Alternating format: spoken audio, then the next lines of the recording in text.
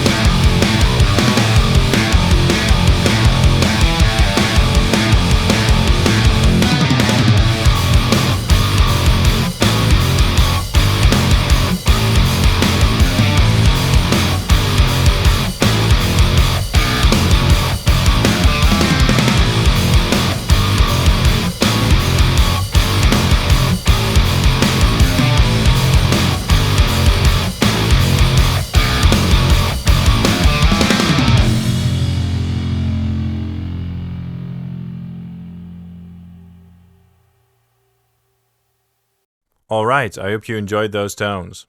In my first few hours of playing with the Helix, I was really impressed by how wonderful this unit is.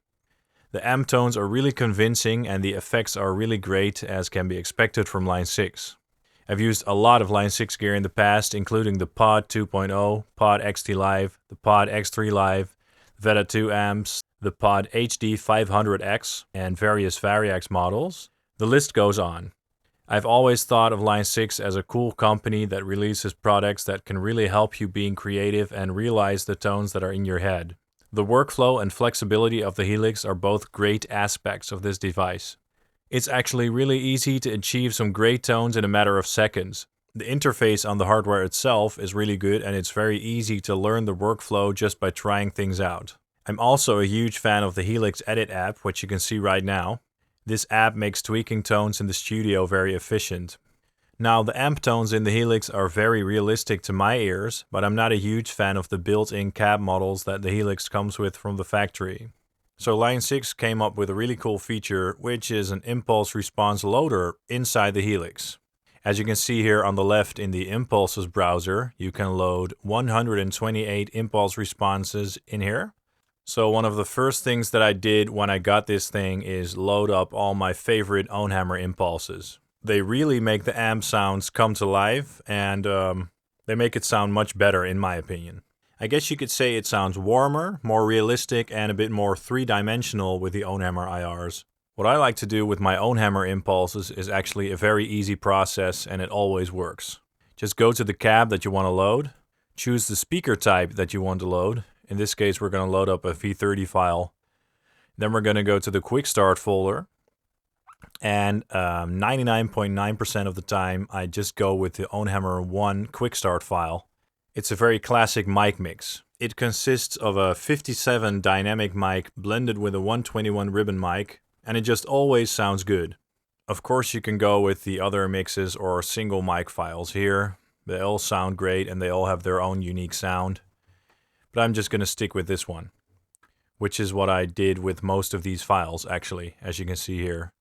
Those are all Quick Start OwnHammer 1 files.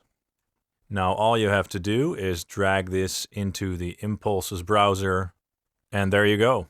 It's really easy. I'm a huge OwnHammer fan, and of course I have all their releases. I just loaded up every single OwnHammer 1 Quick Start file for every single speaker option. And this gives me a huge palette of sounds. It basically gives me everything I need. And of course I have some space left for upcoming OwnHammer releases. Alright, let's go over the presets of these 4 songs really quickly to show you what I did. That first clean song uses the Tweed Blues Bright amp, which is based on a Fender Tweed amp. These are the amp settings that I've used. I did not have to tweak the default amp settings a whole lot because it already sounds great. For this song, I was using my Line 6 JTV 59 Variax model with the Gretsch White Falcon guitar, and I think I had the pickup selector set to the middle position. And for that small overdub part in the beginning, I used the Telecaster model on the neck pickup setting.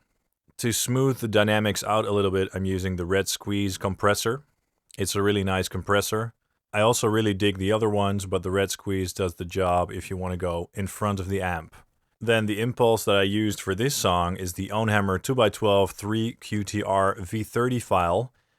Of course, the OwnHammer 1 Quick Start file. And those files can be found in the OwnHammer California Duo Pack, which has been released recently. It also features a 4x12 traditional Mesa Boogie cabinet, which is really cool. I'm going to show you that in a minute. I'm cutting some lows under about 85 Hz, and I'm not doing any high cut at all. If you're using good IRs, you shouldn't have to do a lot of high and low cutting.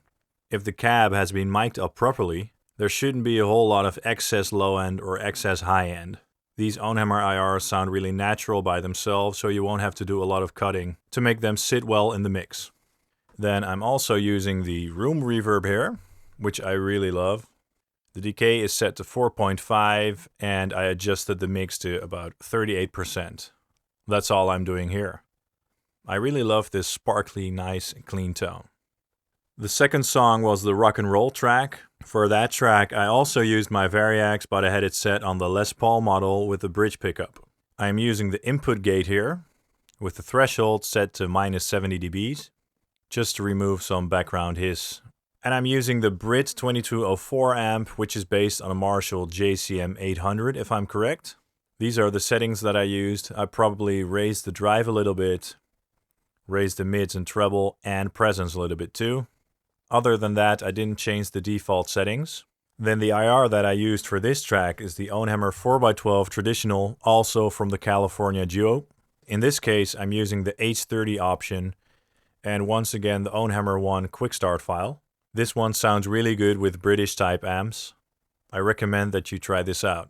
Now, one of the cool things about OwnHammer is that next to the traditional speaker types that come in these cabinets, they also release additional speaker choices for each cabinet.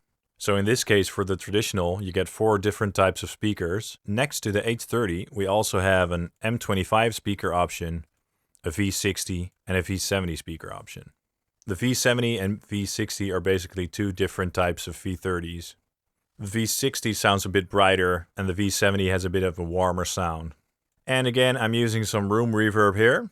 I have the decay set to 4.2 and the mix set to 36% for some nice room sound. That's all for this preset. Now let's go over the preset for the big modern rock song. Once again, I have the input gate set to on, with the threshold set to minus 73.9 dBs.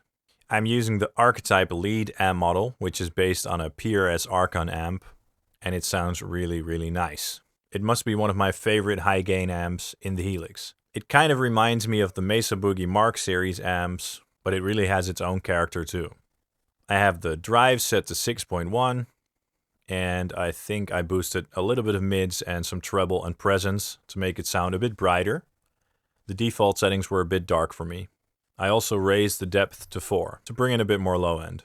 Then the impulse that I used for this song is the OwnHammer 4x12 traditional from the California Duo Pack again.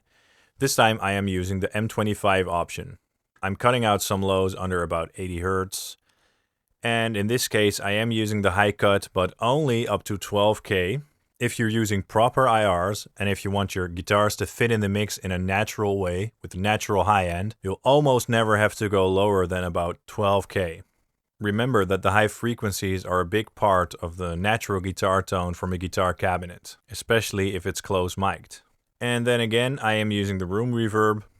I have the decay set to 3.5 and the mix set to 32%. Then for the final 8-string rhythm tone, I'm doing a bit more than the other tones. This is because 8-string guitars often require a bit of special treatment to get them to sit well in the mix and to get them to behave well with the amps. So I'll show you what I'm doing here. Of course, the input gate is set on. I would recommend doing this with all your high gain tones, actually. And once again, the threshold is set at about minus 70 dBs. Then we start off the chain with the Tube Screamer model, gain set to 0, tone set to 10, and level set to 7. This part of the chain really helps to emphasize the mid-range of the guitar. And the equalizer block here is kind of doing the same thing, but we're cutting out some low end here and boosting a little bit of high mids. Then I have another noise gate set up. I've noticed that putting this after the drive block really helps. It makes the gate open and close in a very natural way. It works way better than placing it before the distortion. Just something I've noticed. Now the threshold is set at minus 46.2 dBs, and I have the decay set to 10 milliseconds. Then for the amp, I'm using the Angle Meteor, which is based on an Angle amp. The drive doesn't have to be set very high for these types of tones because we're already boosting a lot with the Tube Screamer model. I boosted some treble and presence. I think I also cut a little bit of mids, raised the bass. The master volume isn't really high here, as you can see. I found that tweaking the master control can have a huge impact on your tone. So I like to experiment with this control for every amp tone, just to find the sweet spot. That's all that I'm doing here, basically. Then the IR that I'm using here is the OwnHammer 4x12 Orange cab from the Heavy Hitters collection. And I'm not using the default V30 option, but again the M25 option, and of course the OwnHammer 1 file from the Quick Start folder. This IR is actually one of my all-time favorites for metal and big rock tones. I really recommend trying this one out. I have the low cut set to 80 and the high cut set to 12K. Then we have a parametric EQ setup. I'm just using this to cut a little bit of low mids here. And finally, the room reverb again, decay set to 4 and mix set to 33. Alright, I hope you enjoyed my first Helix video. I'm excited to do way more Helix videos in the future. So if you enjoyed this video and if you want to stay up to date, please hit subscribe. And you can also follow us on facebook.com/sonicdrivestudio. Thanks a lot for watching, and I hope to see you soon.